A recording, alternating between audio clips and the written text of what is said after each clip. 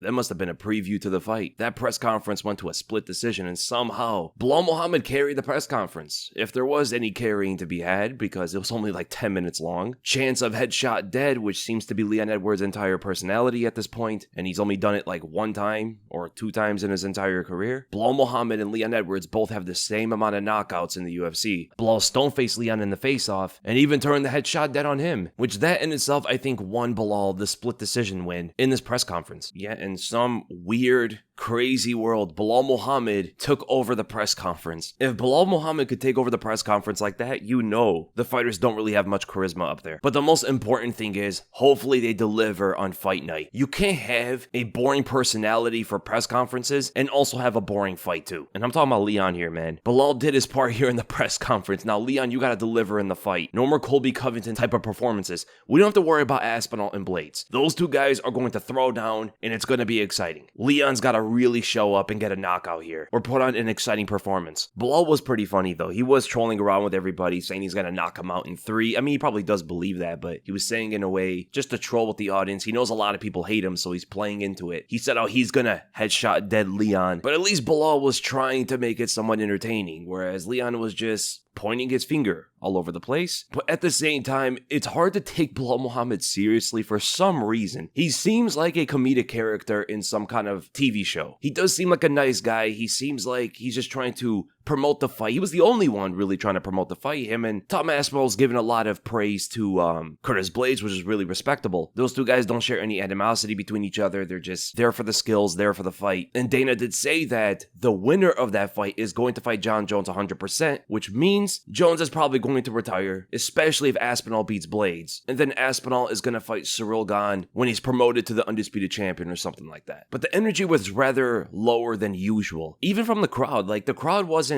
bad, of course, but the English crowd is known for their energy, known for their excitement for a fight. But yeah, man, the fighters are just lacking a lot of energy, and that's why I gotta give some respect and shout out Belal for even trying to make it much more entertaining than we wanted it to be. Where was Manal Kep and Muhammad Mokaev? That press conference needed those two guys, man. They both have real animosity about each other. They got in almost a fight at the elevator. The whole press conference would have just been them trash talking each other, which would have been 10 times more entertaining than Leon just sitting there, pointing fingers, Belal trying to troll around. Respect to both Aspinall and Blades, but they were just kind of doing the NPC talk, and even an NPC face-off. Look at the way they're standing. They're both doing the NPC stance. Paddy Pimblett chanting with the crowd, and Bobby Green, weirdly enough, has become best friends with Paddy Pimblett out of nowhere. I was hoping that Bobby Green would have been the one that would have brought more energy to the press conference. Like, that's what I was expecting out of any of the fighters up there. And I'm going to be honest, seeing Belal Muhammad beat Leon Edwards and get the welterweight title would be hilarious at this point. Just to see everybody's reaction to that huge upset. Everybody's clowning on Belal, everybody's joking about him, everybody hates him. I don't know if you guys have it too, but there's a little part of me that wants to see him actually win. Usually I don't care when fighters win or lose, and especially for Belal and Leon, because I generally do not care about either of these fighters. On a like entertainment or personal level, I just don't care if they win or lose ever. They're some of the most boring fighters